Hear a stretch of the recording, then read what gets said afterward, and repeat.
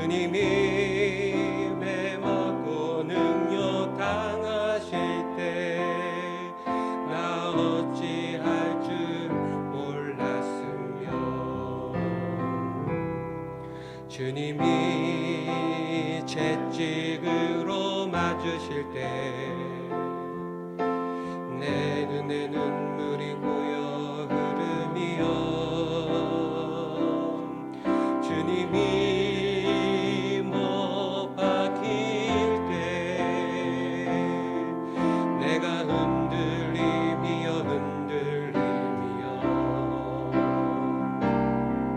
내 눈에서 오열의 파도가 넘치며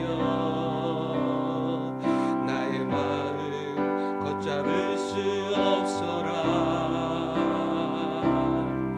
그의 아픔이 내 아픔이요 그의 죽음 내 죽음이라. 그러기에 그의 부활도 내 부활이네. 그러기에 그의 부활도 내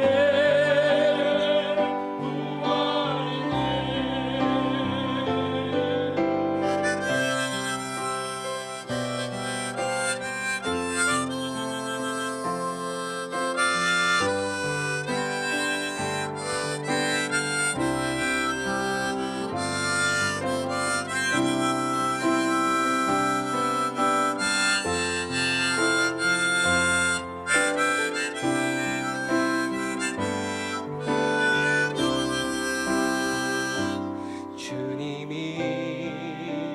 결박당하실 때 나의 마음 괴로웠고 주님이 매맞고 능력 강하실 때 나 어찌할 줄 몰랐으며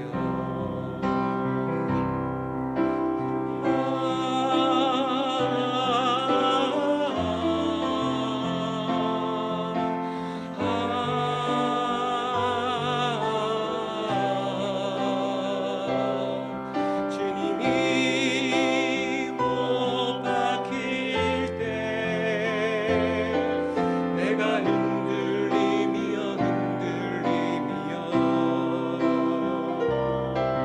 내 눈에서 오열의 파도가 넘치며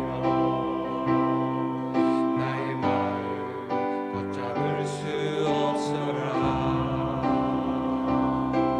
그의 아픔이 내 아픔이요 그의 죽음 내 죽음이라. 그러기에 그의 부활도 내 부활이네. 그러기에 그의 부활도 내 부활이네. 그러기에 그의 부활도 내 부활이네. 그러기에 그의 부활도 내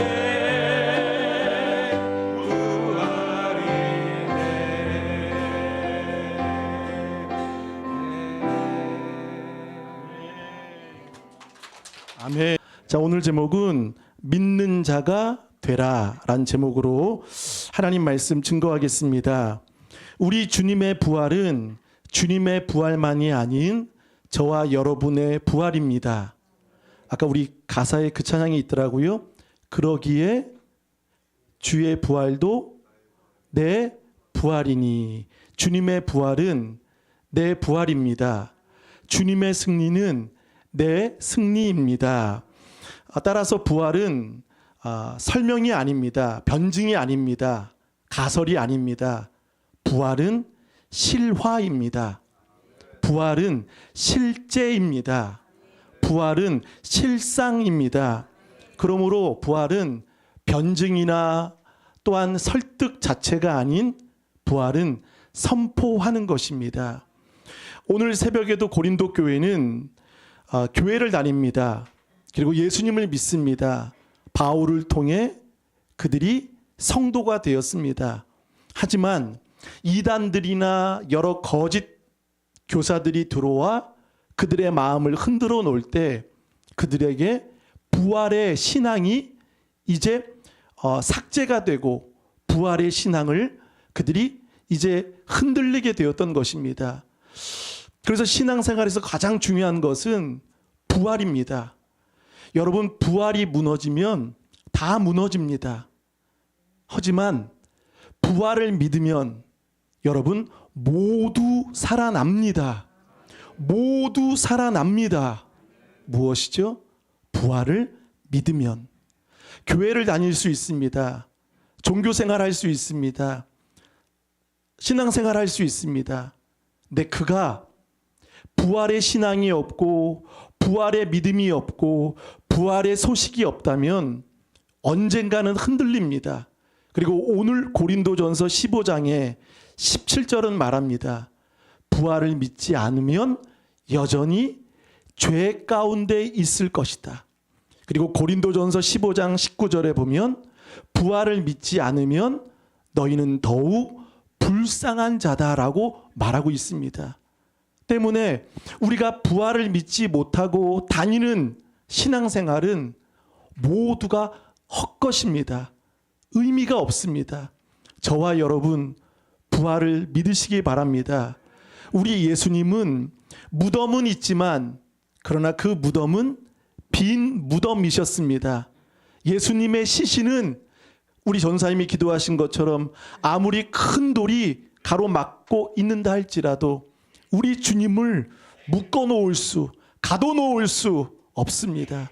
주님은 모진 인류의 고난을 받으셨지만 죽음으로 끝나지 않으시고 그분은 부활하셨습니다. 며칠 전에 어떤 뉴스를 보게 되었습니다. 대한민국이 35년 후 2060년에 어떤 권위 있는 여론조사 또 어떤 결과를 발표했습니다. 전 세계의 어떤 이야기들을 발표했는데 2060년에 한국은 고백합니다. 끝났다. 망했다. 왜 고백을 안 하세요? 망했다. 그런 조사가 나왔습니다.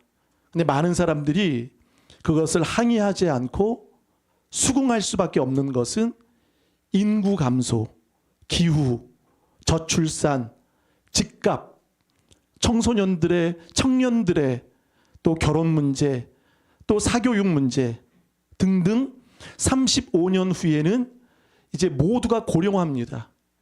그리고 더 이상 아이들이 없는 겁니다. 여러분, 저는 시골의 이야기인 줄 알았습니다. 그러나 서울 곳곳에 많은 학교들이 입학생이 없는 겁니다. 신입생이 없는 겁니다. 점점 문을 닫는 소식이 있습니다. 대한민국은 망했다. 대한민국은 끝났다라고 조사가 나왔습니다. 근데 많은 분들이 속은 상하지만 공감하고 그냥 거기에 대한 어떤 이제 해답이나 또 무엇인가 그것을 해결할 수 있는 방법들을 찾아야 되는데 그게 어렵다는 것입니다. 사랑하는 여러분, 그러나 해답은 있습니다. 우리의 진정한 해답은 주님이신 줄 믿습니다. 우리 자녀들을 우리가 번성하고 또 우리가 믿음으로 잘 양육하여서 부활의 신앙을 아이들에게 물려주고 또 믿음이 전수되어서 우리 대한민국이 다시금 하나님 앞에 부활의 아침을 맞이하는 그런 대한민국이 될 줄 믿습니다. 오늘 부활절 새벽 예배 때 사모하고 민지하고 나오면서 얼마나 안개가 자욱한지요. 운전을 하는데도 뭐 가까운 거리지만 아주 안개가 자욱했습니다. 어두웠습니다. 근데 보세요. 그 안개 어디 갔습니까? 그 안개 사라졌습니다. 부활의 아침은 우리에게 다가옵니다. 세상은 절망을, 세상은 슬픈 뉴스를 주지만 그러나 사랑하는 여러분, 부활은 기쁨의 소식입니다. 부활의 소식이 있는 자에게는 부활의 소망이 있고, 부활의 소망이 있는 자는 부활의 증인이 될 수 있습니다. 예수 고백합니다. 예수 내 구주, 예수 내 부활. 부활 믿습니까? 따라서 우리는 부활을 믿습니다. 이 땅 가운데 130년 전에 많은 선교사님들이 이 땅에서 피 흘리고 순교하고 처참하게 비참하게 죽었던 이유는 무엇입니까? 다른 것이 아닙니다. 그들에게도 부활의 소망을 믿기 때문입니다. 부활 신앙, 부활 믿음, 부활의 능력, 부활의 그 주님을 믿기 때문에 그들은 목숨을 걸고서라도 대한민국을 복음의 씨앗을 뿌렸던 것입니다. 그러니까 우리도 마찬가지입니다. 부활을 믿는 자는 견실하며 흔들리지 않을 줄 믿습니다.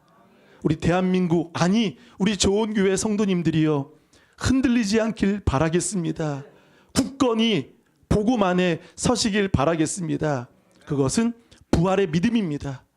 부활을 믿으면, 그 부활을 고백하면 결코 흔들리지 않는다는 것이죠. 오늘 11절 한번 다 같이 읽어보겠습니다.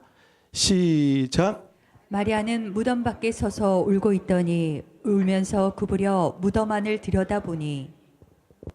자, 마리아는 운다. 자, 울면서 울고 있더니, 그리고 13절에 보면 여자여 어찌하여 우느냐. 15절 여자여 어찌하여 울며 누구를 찾느냐. 왜 울까요? 부활의 주님을 만나지 않았기 때문입니다.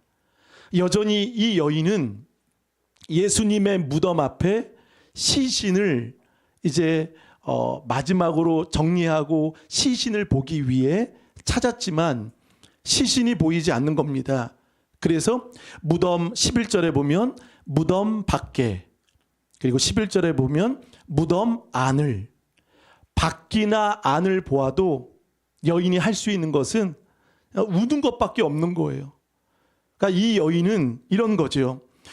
13절에 보면 내 주님을 옮겨다가 어디 두었는지, 그리고 15절 하반절에 보세요.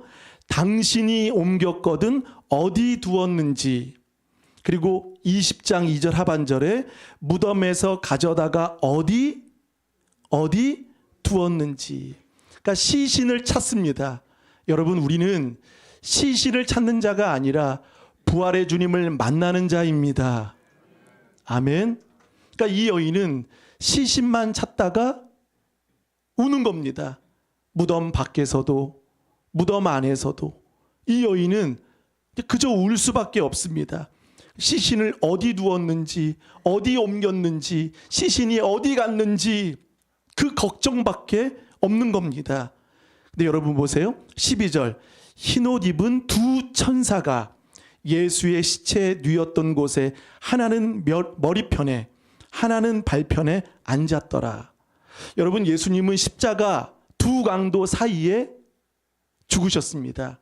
그리고 오늘 두 천사, 여러분 둘이라는 이 상징은 중요합니다. 둘이라는 숫자는 고백합니다. 증인이라는 숫자, 상징입니다.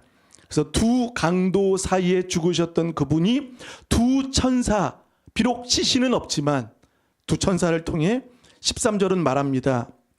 천사들이 이르되 여자여 어찌하여 우느냐. 그리고 또 보세요. 15절 예수께서 이르시되 여자여 어찌하여 울며 누구를 찾느냐. 여기까지는 이 여인은 계속 우는 겁니다. 근데 언제부터 이 여인이 바뀔까요? 이때부터입니다. 16절을 읽어보겠습니다. 16절 시작. 예수께서 마리아야 하시거늘 마리아가 돌이켜 히브리 말로 라보니 하니 이는 선생님이라는 말이라. 자, 예수께서 누구를 불러주시죠? 마리아. 이름을 불러주십니다. 처음에는 여자여, 여자여. 근데 이 여인은 마리아여. 여러분, 양은 목자의 음성을 듣습니다. 요한복음 10장에 말씀하죠. 목자의 음성을 듣고 양은 따릅니다. 지금 목자의 음성, 예수님의 음성을 듣고 이 여인은 곧바로 행동합니다. 그리고 이 여인은 고백합니다. 마리아가 돌이켜 히브리 말로 라보니, 라보니. 이 말은 뭐죠? 선생님이라는 말입니다. 근데 이 선생님은 단순히 선생님이라는 표현보다 사랑하는 선생님, 애칭이 있는 겁니다. 사랑하는 나의 선생님이라는 고백으로 이야기를 합니다. 근데 여러분, 이 부활의 주님의 음성을 듣고 그 고백을 한 이 여인이 드디어 이제 제자들에게 가서는 어떻게 고백할까요? 18절 볼까요? 막달라 마리아가 가서 제자들에게 내가 주를 보았도다. 할렐루야. 라보니에서 어떻게 바뀌었죠? 주를 보았도다. 여전히 라보니에서 머무르지 않기를 바라겠습니다.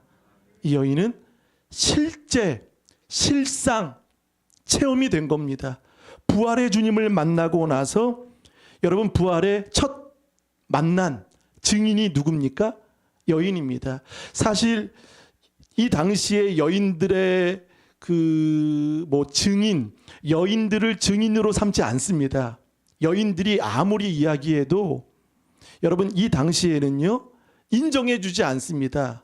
들어주지 않습니다. 그러나 예수님께서는 이 여인에게 제일 먼저 보여주셨고 또 이 여인에게 가서 이르라고, 전하라고. 여러분, 부활의 소식을 믿는 사람은 부활의 증인이 됩니다. 내 안에 소식이 있으면요, 증인이 됩니다. 숨기지 않습니다. 전하지 않고는 견딜 수 없습니다. 할렐루야. 오늘 새벽에도 말씀 잠깐 드렸습니다. 성민이가 군대에 있는데 많은 장병들이 이 부활절 때가 가장 힘들다고. 왜냐하면 기독교가 있고요, 교회가 있고, 군대에는 뭐가 있죠? 절이 있고요, 또 성당이 있습니다. 이 세 종파가 다 장병들을 끌어모으기 위해서 절에서 이렇게 먼저 광고를 선포했습니다. 짜장면, 탕수육 오는 장병에게 준다고. 성민이도 어제 살짝 흔들렸어요. 살짝 아빠 고민이 된다고. 먹어보지 못한 짜장면하고 탕수육이 나온다고. 또 신부님은 성당에서는 쏜다고, 뭐 거하게 쏜다고, 피자를 쏜다고 그러더라고요.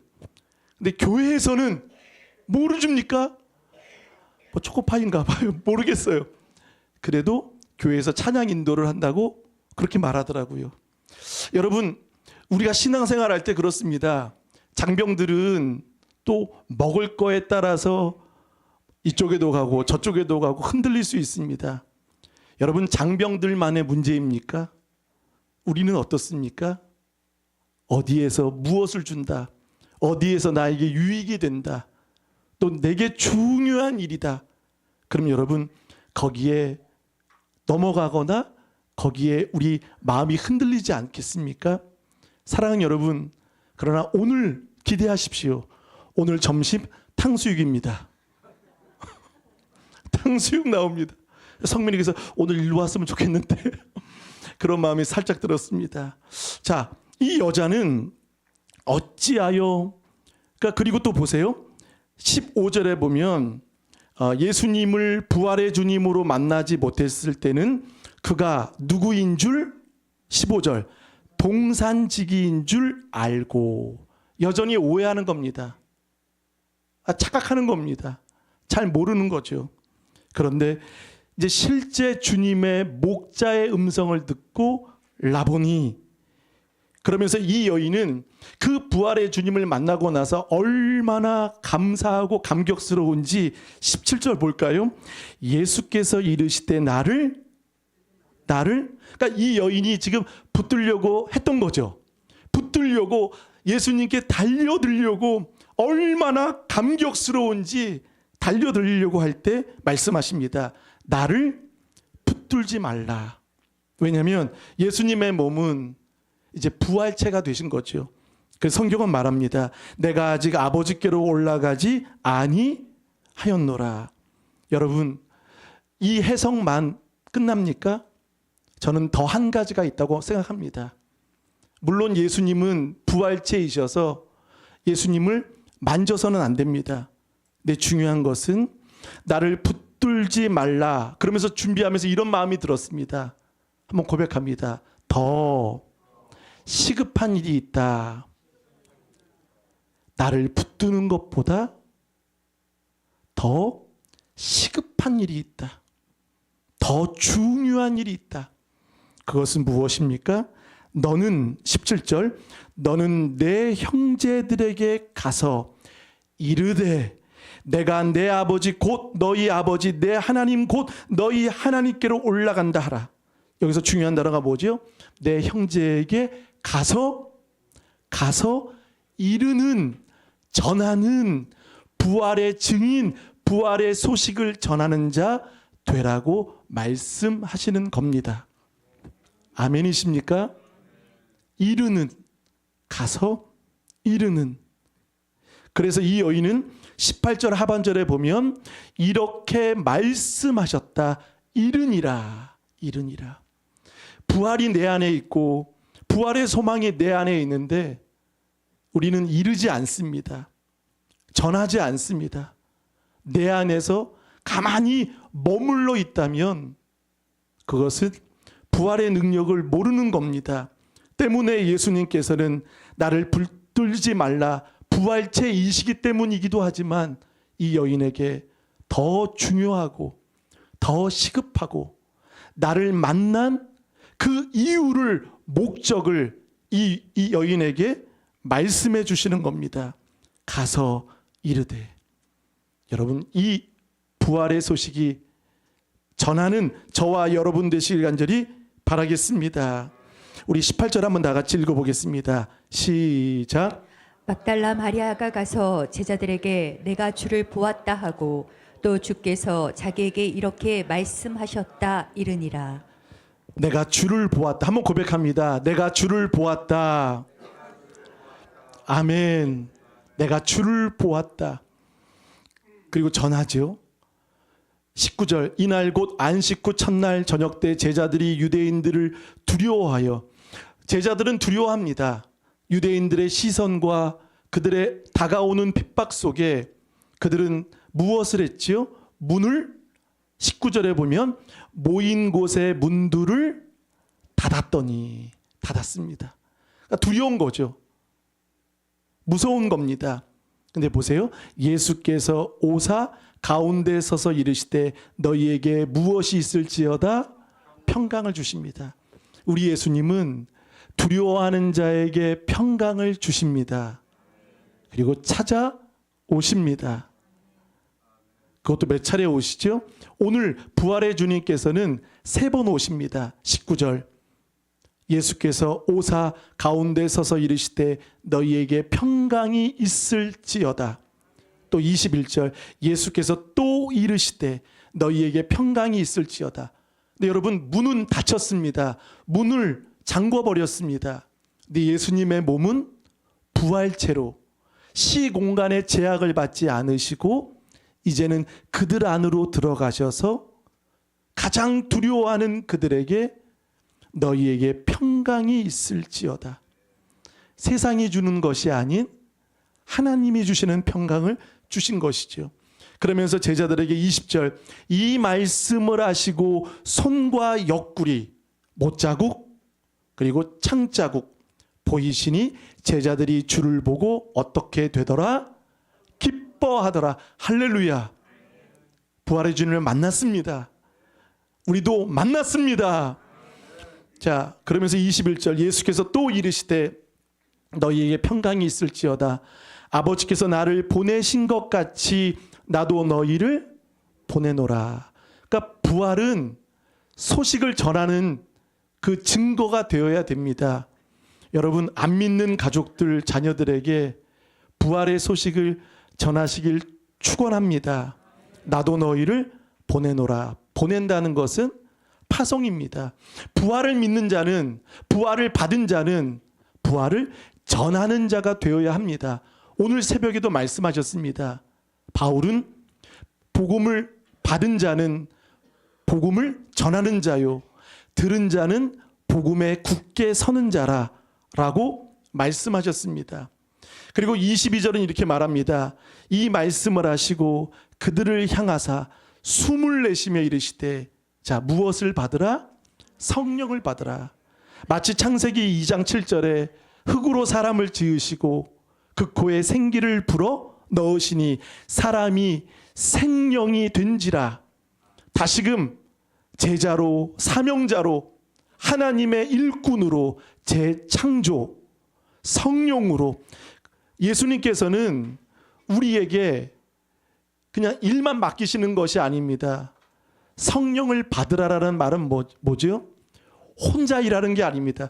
우리 사역할 때요, 여러분 외로울 때 있으십니까? 없으십니까? 혼자 막 청소하거나 혼자 일할 때 외로울 때가 있으시죠? 근데요, 그 생각이 들었습니다. 성령을 받으라라는 말은 뭐죠? 사역은요, 내가 혼자 하는 듯 보이지만 혼자 하는 것이 아닙니다. 성령님 함께 계십니다. 속에 계십니다. 그리고 우리를 고아와 같이 버려두지 아니하시고 같이 하시는 것입니다. 그래서 여러분, 청소하실 때나 무엇을 하실 때나 왜 나만 하지? 왜 목사님은 나만 시키지? 여러분 혼자 하는 게 아닙니다. 주님이 곁에서 함께 하시고, 함께, 요한복음 14장에 보면 함께 계시니라, 속에 계시니라. 함께 계시고 속에 계시고 영원토록 인도해 주실 줄 믿습니다. 따라서 성령을 받는 여러분 되시기 바랍니다. 내 힘으로 아는 게 아니에요. 여러분, 부활을 믿는 사람은 하나님의 일이 되겠지만 부활을 믿지 않고 일하는 모든 봉사는 내 일입니다. 자기 일입니다. 그래서 어쩌면 시험도 들어요. 실족도 돼요. 상처도 돼요. 부활을 믿지 않고 하는 모든 열심들은요, 누구 일? 누구 일? 자기 일입니다. 내 일입니다. 내 부활을 믿고 부활로 사는 사람은 모든 일이 하나님의 일이 될 줄 믿습니다. 시험 들지 않습니다. 누가 몰라줘도, 누가 인정해 주지 않아도 기쁩니다. 찬양합니다. 아멘. 저는 오늘 새벽에 자원을 받았는데 오늘 안내를 누가 해주셨어요. 그래서 안내를 쓰셨는데 오늘 새벽에 안내 서면 많은 분들이 오시면 좋잖아요. 할렐루야. 한 분 오셨어요. 두 분 오셨어요. 두 분. 한 분은 보고 한 분은 조금 늦게 오셔서, 그래서 저는 감사했습니다. 속으로는 저도요, 목사로서 안내 볼 때 여러분들이 오시면 안내위원도 힘이 나고 기쁘고 즐겁지 않겠습니까? 근데 안내는 서는데 아무도 없어요. 여러분, 그러니까 목사는 그것도 보는 거예요. 그것도 살피는 거예요. 안내 보실 때 아무도 없으면 주보들고 혼자, 아무도 없을 때 어떨까? 근데요, 한 분이 들어오시고, 근데도 기쁜 표정으로 하나님께 예배할 때 그 일은 하나님의 일이 되는 줄 믿습니다. 우리 사역하면서요, 내일 하는 사람이 많습니다. 다 하나님께 했다고, 하나님께 드렸다고, 헌신했다고, 헌금했다고, 봉사했다고. 근데 자기 일을 하는 사람들이 많습니다. 부활이 없으면 그래요. 부활을 믿으면 여러분 모든 것이 하나님의 일이 될 줄 믿습니다. 자, 오늘 24절 한번 다 같이 읽어보겠습니다. 시작. 12제자 중에 하나로서 다두모라 불리는 도마는 예수께서 오셨을 때에 함께 있지 아니한지라. 자, 이 도마는요, 의심하는 자입니다. 근데 보세요. 예수님이 오셔서 또 못자국, 창자국 다 보여주셨는데 제자들이 기뻐했는데 그때 누가 없었죠? 도마가 없었던 거예요. 그래서 24절에 함께 있지 아니한지라 고백합니다. 자리가 중요하다. 자리가 중요합니다. 있었으면 도마가 흔들리진 않았겠지요. 그래서 도마가 말합니다. 난 못 봤다고. 그래서 못자국 봐야 된다고. 창자국 봐야 된다고. 그러면서 그렇게 이야기할 때 26절 볼까요? 여드레를 지나서 제자들이 다시 집안에 있을 때 도마도 함께 있고 문들이 닫혔는데 여전히 문들은 닫혔습니다. 그때 예수님이 오사 가운데 서서 이르시되 너희에게 무엇이 있을지어다 평강이 있을지어다. 그러면서 도마에게 꾸짖지 않으십니다. 책망하지 않으십니다. 그 왜 없었냐고 따지지 않으십니다.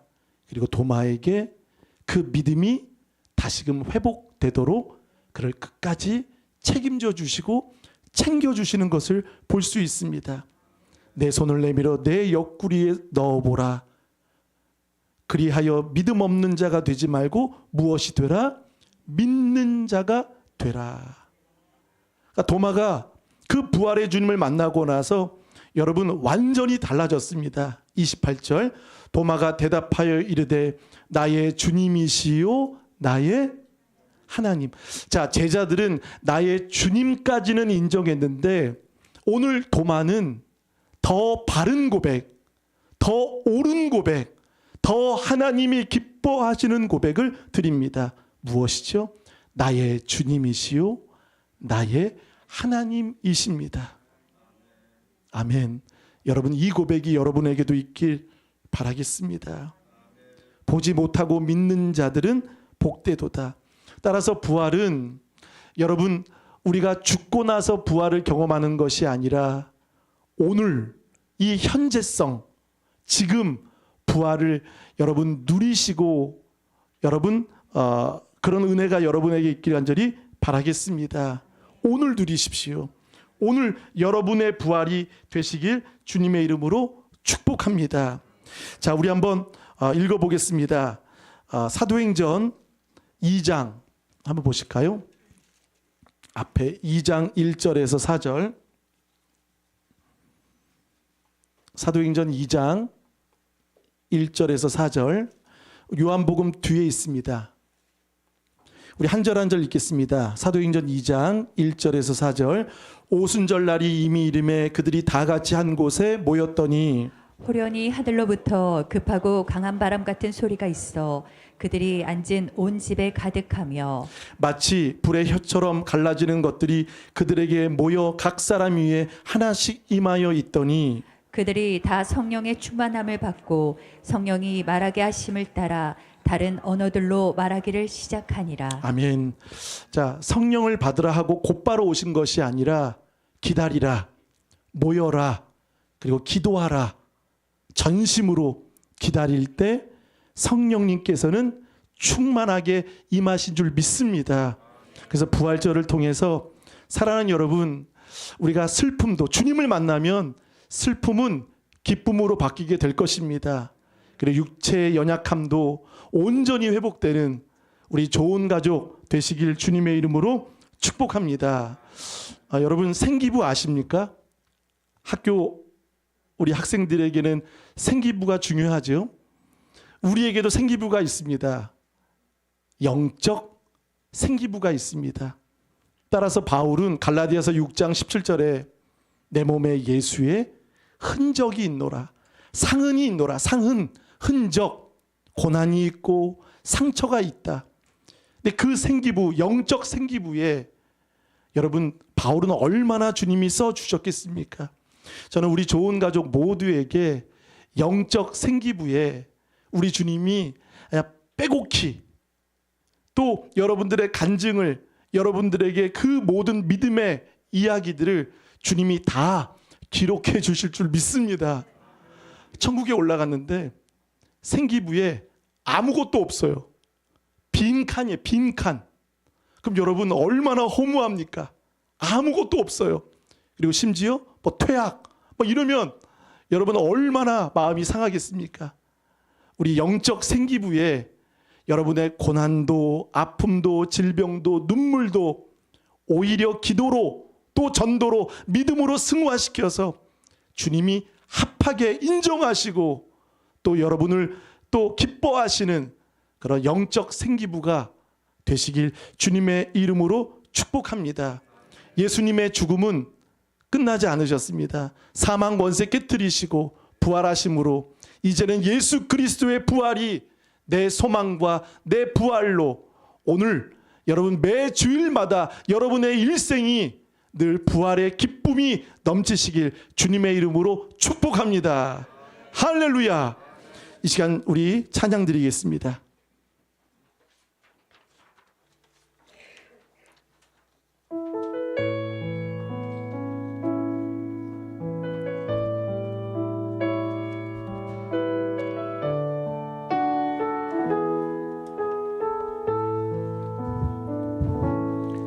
깊은 슬픔 가운데 홀로 방황할 때에 주님이 나를 위로하시고 예수 그리스도의 부활이 우리의 부활입니다. 힘든 세상 속에 지쳐 쓰러질 때 때도 주님은 나를 인도하셨네. 나는 믿노라 하나님이 함께 하심이 나는 믿노라 하나님이 함께 하시네. 나는 믿노라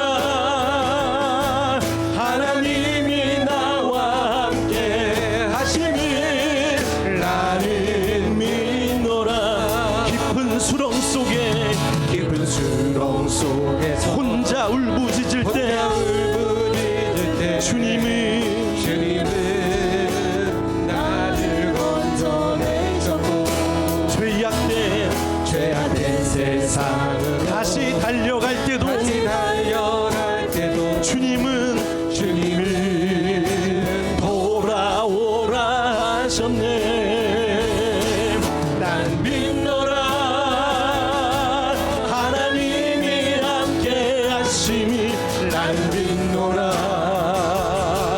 하나님이 함께 하심이 난 믿노라 하나님이 나와 함께 하심이 나는 믿노라. 거친 풍랑이로도 잔잔하게 하시니 주님은 나의 피난처시오. 푸른 초장물가로 항상 인도하시니 주님은 나의 안식. 우리 목소리로만 원치 않는 질병이 심히 괴롭힐 때에 주님은 그렇습니다. 나를 주님의 부활이 우리의 부활이십니다. 주님이 가기 위해 능력 달라 할 때 주님은 각종 은사 주셨네. 각종 우리 한번 오른손 들고 나는 믿노라 나는 믿노라 하나님이 함께 하시니 나는 믿노라 하나님이 함께 하시니 나는 믿노라 하나님이 나와 함께 하시니 나는 우리 다 같이 일어나 찬양합니다. 원치 않는